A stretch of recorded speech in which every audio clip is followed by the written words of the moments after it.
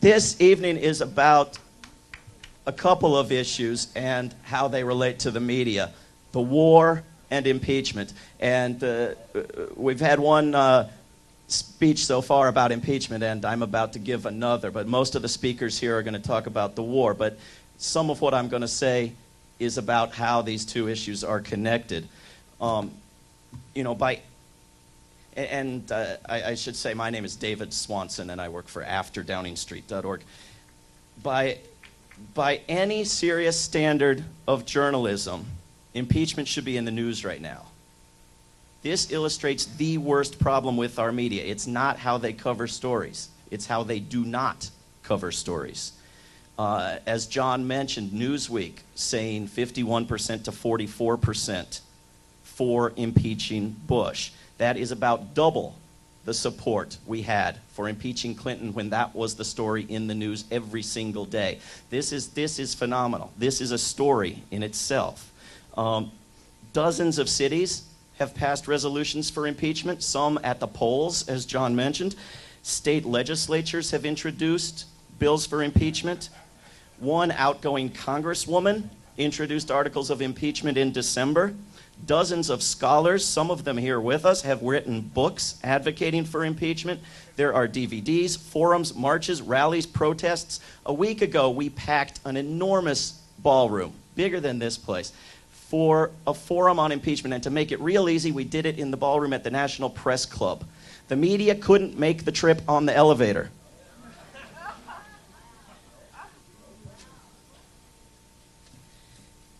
But you can watch the videos at AfterDowningstreet.org or WorldCan'tWait.org.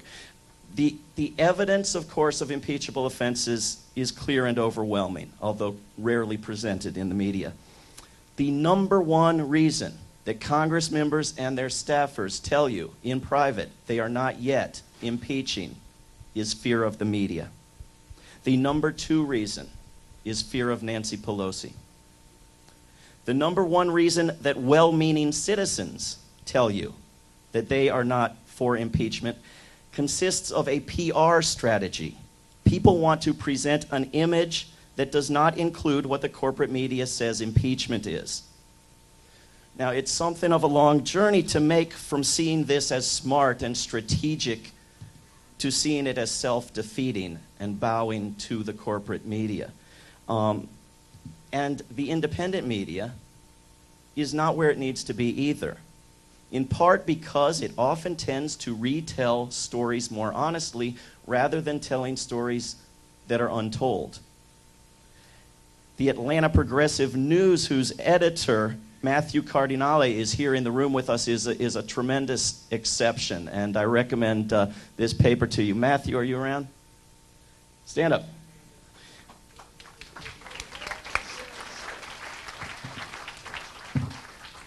It is a relatively short journey to see the failure to demand impeachment as a moral failure.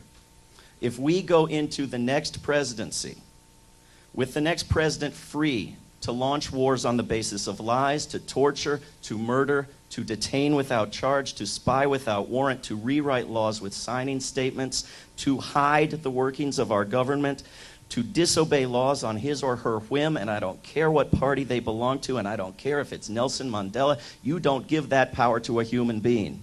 And that's what we're doing if we do not impeach this president. Impeachment is much too important to stop for considerations of elections. But if you do, and if you read John Nichols' book, you will realize that impeachment is not politically dangerous. Failure to impeach when the evidence is clear is very politically dangerous. The history tells us this, and ask John. Impeachment does not conflict with other agenda items such as ending the war or raising wages. If you watch the video from January 4th, the event we had with Daniel Ellsberg speaking, he lays out the case that the only reason that Nixon did not impeach the bill cutting off the money for the Vietnam War was the threat of impeachment. And the only reason we got to the threat of impeachment was the anti-war movement. These two things work together. Progressive causes work together. We are not competing with each other, and we have to build a bigger movement by working together.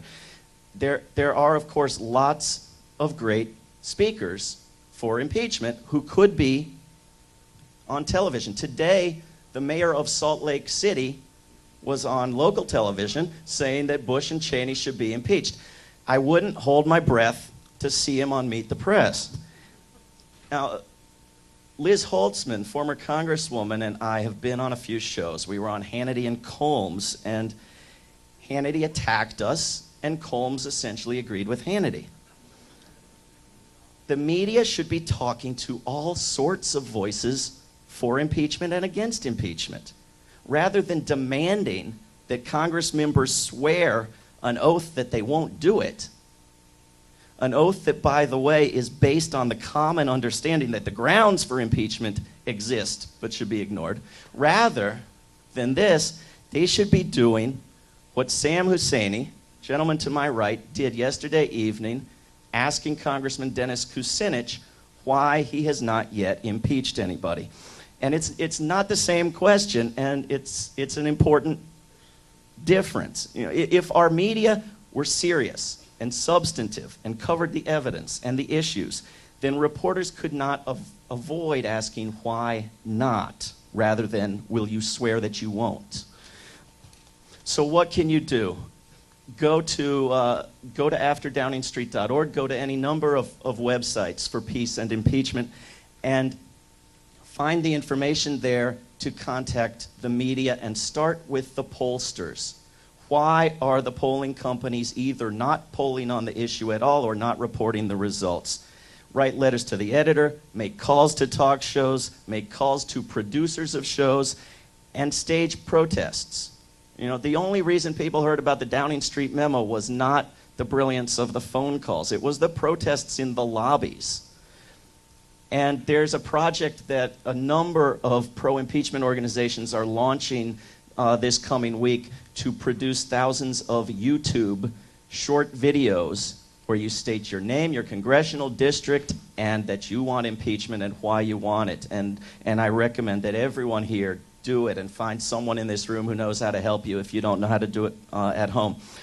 With enough pressure from us on the media, and therefore on Congress, and with the investigations happening in Congress, with the impeachment being sent by state legislatures, with the ongoing and worsening war, we can get to impeachment. We can get to the point where a group of Congress members does it, and one of them doesn't have to step out alone. But it will not happen without us, and our window of opportunity is about the next 3 months. I want to